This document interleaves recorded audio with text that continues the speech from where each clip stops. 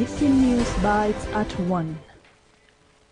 Hello and good afternoon, viewers. The truth is our priority. We give justice to your curiosity. The latest news spotted only here on Nissi News Bytes at 1, giving you the latest and most credible news for today. And of course, still counting days to our general elections. That is 41 days remaining. My name is Cecilia Mwariri. And my name is Isaac Owero. And of course, our sign language interpreter is Grace Mohia.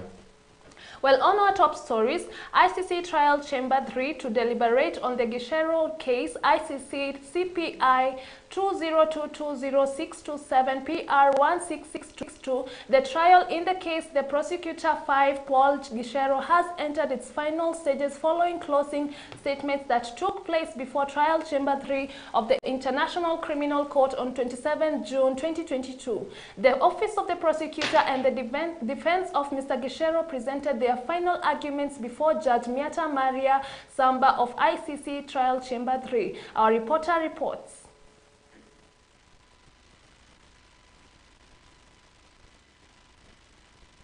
Chamber 3 will deliberate on the proceedings and within a reasonable period pronounce its decision on conviction or acquittal pursuant to Article 74 of the Rome Statute. The Chamber based its decision only on the applicable law and on evidence submitted and discussed before it at the trial. The trial, in this case, opened on 15 February 2022 before Trial Chamber 3 for alleged offences against the administration of justice, consisting in corruptly influencing witnesses regarding cases from the situation in Kenya. Or otherwise are entirely of my own making. And if during the course of these proceedings, in any way, I may have offended you or anyone else, hold it against me, but not against Mr. Gishero. The accused plead not guilty to all charges. 8 witnesses have testified for the prosecution. The last one finished testifying on 24th March 2022. The Office of the Prosecutor completed its presentation of evidence on 29th March 2022. The defense announced on 25th April 2022 that it will not call any witnesses. Reporting for Nissi News at 1, my name is Paul Gregory. Now on to other news. President Uhuru Kenyatta calls for urgent global action to protect all maritime environments. The president stated that world leaders should work together to help solve challenges facing global maritime resources. Hannah Warwadia reports. President Uhuru Kenyatta has called for urgent global action to address challenges facing all global water bodies, stating that human action continues to put ocean, seas, and marine environment in danger from overdumping of plastic waste, which results to more than 8 million tons of plastic thrown in ocean each year. But human action has put ocean systems under immense stress. We dump more than 8 million tons of plastics into the oceans each year, sickening and contaminating at least 700 species of marine life. We're also threatening the stability of fish populations through illegal, unreported, and unregulated fishing, and are altering and destroying marine ecosystems through dumping of toxic waste into the waters. Poor management of the ocean has reduced the ocean's natural ability to restore itself.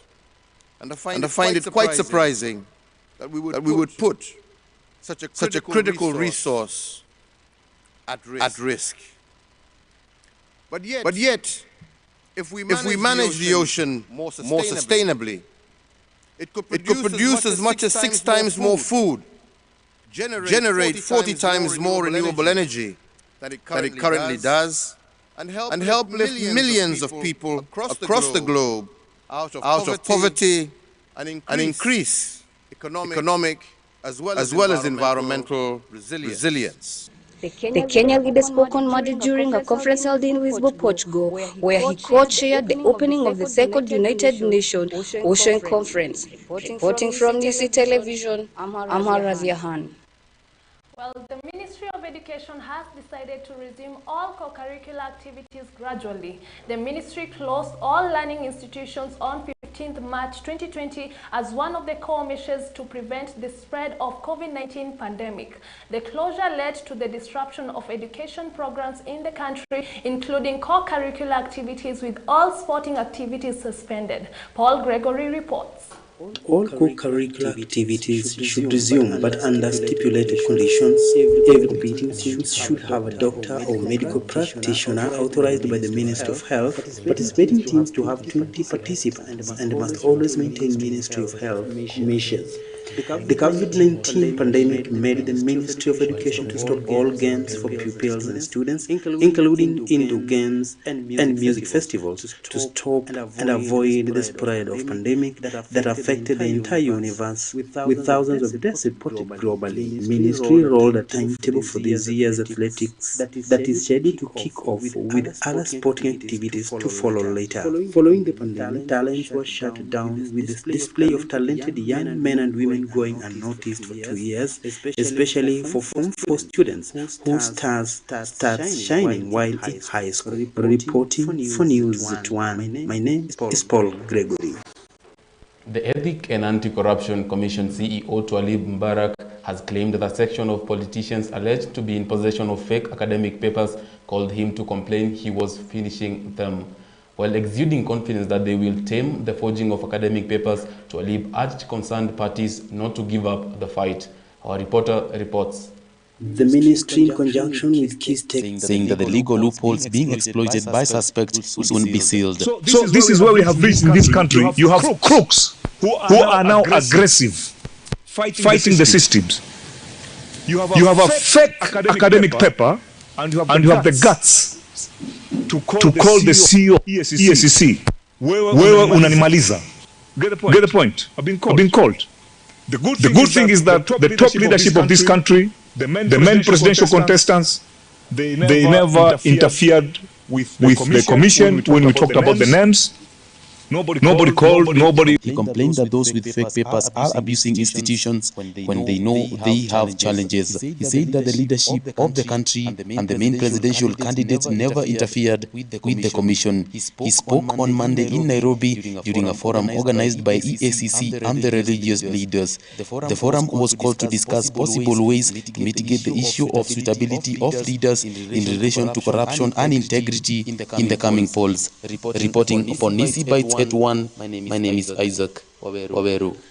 Well, still on political news, as a result of zoning strategy of Azimio picking the most popular candidates, Azimio La Umoja has intensified as the coalition targets to remove candidates who are in Azimio but contesting in a similar position in different positions. War of words is escalating as the campaign of various seats intensifies as Mathare constituency faces a battle of supremacy. Earlier on, the Jubilee party had given its ticket to Bahati as its flag bearer in constituency, but tables seem to be turning against him after the party disowns Bahati in favor of ODM candidate Tom Oluoch. Isaac Waweru reports.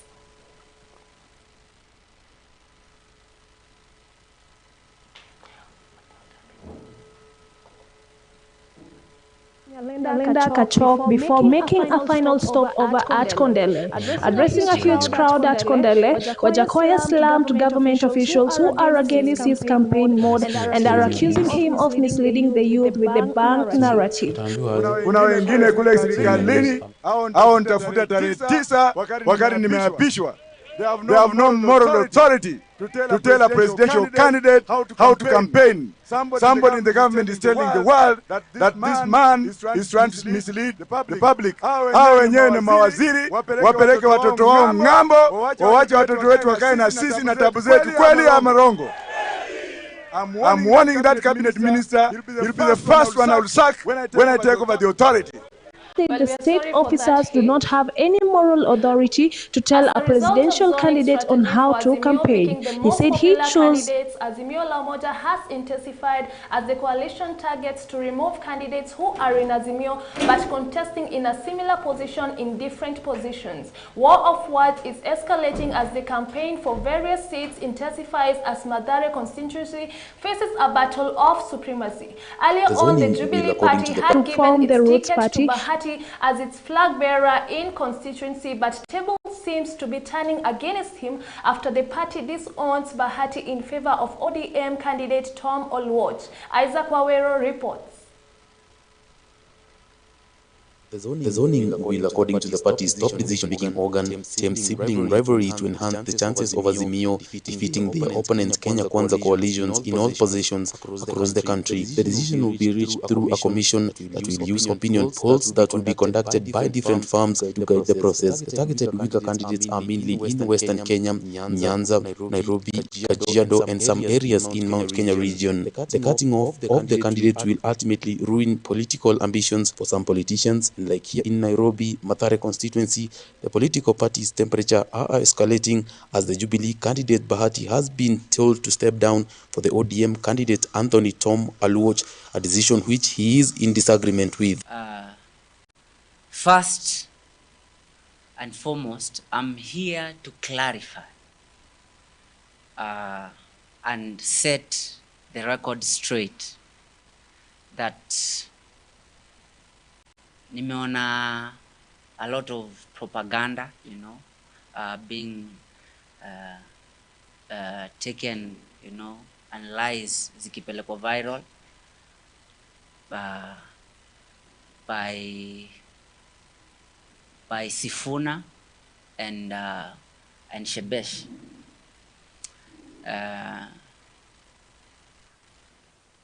I want to clarify, because hata si tumesikia tukiwa ground, we were in Mathare, that's why hata sijavaa suti, nilikuwa ground. Ndio tunaanza kuona propaganda imeanza kupelekwa online. And I'm here to clarify that Bahati Kioko is still and is on the race as the next Member of Parliament, Mathare constituency. That should be clear. And that inafaa ikue made ndasemaje, ikue made known, to the public and especially the people of Mathare. Na tukawa na ujumbe mmoja ambaye ni ya kuendorse candidate wetu wa MP katika Mathare ambaye ni Anthony Tom Oluoch, ambaye tuko naye hapa na tumekuwa pamoja na MP wote wa Jubilee, wale ambao wa ODM wa Jubilee, na kwa hivyo tumesema ya kwamba katika Mathare hatuna candidate mwingine. Candidate wetu ni mmoja tu wa Azimio ambaye ni Anthony Tom Oluoch. This has led to a war of words between the singer and ODM Sec General Edwin Sifuna on the internet. It remains to be seen on how Azimio will deal with the issue of zoning, which is quite sensitive considering that all these candidates enjoy support from their respective regions. Reporting for Nissi Bytes at 1, my name is Isaac Wawero. Now, still on politics, Roots Party presidential candidate Wajakoya on Monday took his campaigns to the lake city of Kisumu to sell his political agenda, where he made several stopovers in the CBD. Wajakoya's convoy sneaked through Ogiga Odinga Street, Nyalenda, and Kachok before making a final stopover at Kondele. Cecilia Mwareri now reports. Wajakoya's convoy sneaked through Oginga Odinga Street, Nyalenda, Kachok before making a final stopover at Kondele. Addressing a huge crowd at Kondele, Wajakoya slammed government officials who are against his campaign mode and are accusing him of misleading the youth with the bang narrative. Kuna wengine kule serikalini hao nitafuta tarehe 9 wakati nimeapishwa. They have no moral authority to tell a presidential candidate how to campaign. Somebody in the government is telling the world that this man is trying to mislead the public. Hao wenyewe ni mawaziri, wapeleke watoto wao ngambo, wawache watoto wetu wakae na sisi na tabu zetu. Kweli ama rongo? I'm warning that cabinet minister, he'll be the first one I will sack when I take over the authority. said the state officers do not have any moral authority to tell a presidential candidate on how to campaign. He said he chose to form the Roots Party after all parties refused to accommodate him. Wajackoyah dismissed the Kenya Kwanza bottom-up economy model narrative of giving youth wheelbarrows, saying the wheelbarrows will be used to transport bank once he ascends to power. Reporting for Nissi TV, my name is Cecilia Mwariri. Well, divers in Kenya help to restore coral by planting special structures that will help corals to regrow. UN Ocean Conference in Lisbon discussed how to protect this ecosystem and also how to save coral in the seas of Kenya's coast. Moya Grace reports. According to the divers, there is an area around 2 kilometers and 100 meters wide where structures are placed. Coral attracts more fish where they also make it their homes. Structures have been put in and for sure you can see the difference there. There is definitely more fish that are gathering around there. The coral attracts the fish and slowly the fish are making their homes over there. The structures are made of plastic pipes and pyramid structure nets, which make it easier for the divers to clean, transplant and nurture them back to life. The foundation and the nearby community Onukuru village has established on how to manage corals. This activity has helped fishermen because they benefit from it a lot. Reporting for Nissi Television, I am Grace Moher. On to some international news. Scores of people were killed and others injured after a Russian missile strike hit a shopping mall at Kremenchuk on June 27th. Ukrainian President Volodymyr Zelensky said that more than 1,000 people were inside the building. Russian officials are yet to respond to the allegations, as our reporter reports. At least 16 people have been killed in missile strike on crowded Ukrainian mall. The Russian strike on the shopping mall center is termed as the most bold terrorist attack in European history. A Russian missile strike on a crowded mall in the central Ukrainian city of Kremenchuk, killing at least 16 people, 59 were wounded and 25 hospitalized. This happened during the busiest mall hours, which caused the maximum number of casualties. Reporting for Nissi TV, my name is Cecilia Mwariri. Well, now on sport news.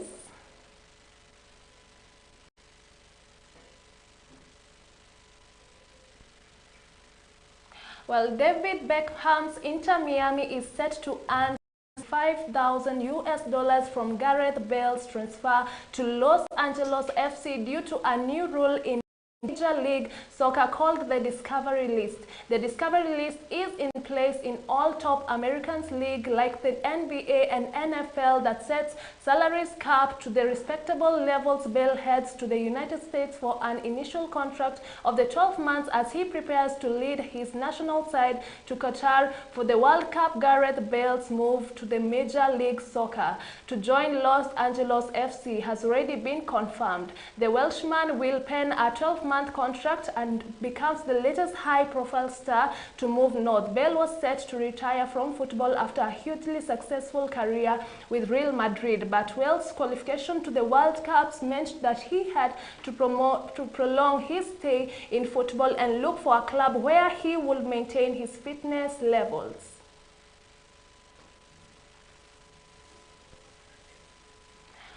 Well, you have just heard the latest news around the globe. News with no bias, news with no exceptions, delivering nothing but the truth. This has been Cecilia Mwariri and Isaac Wawero bringing you the latest news. Remember, you can also contact us through these numbers flashed on your screens. They're giving you your feedback on Twitter, Facebook, and Instagram. You can also find us on our website, that is www.nissitelevision.co.ke. Remember, we also have our program next, that is Destiny Show. So have a blessed day and stay tuned.